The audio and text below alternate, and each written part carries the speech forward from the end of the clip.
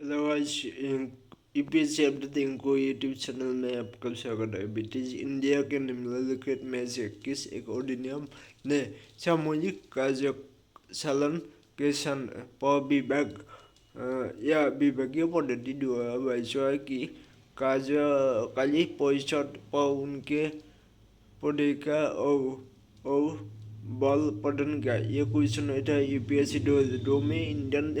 इसका option Indian council act 1861, government of India act 1858, governor council act 1892, Indian council act 1909।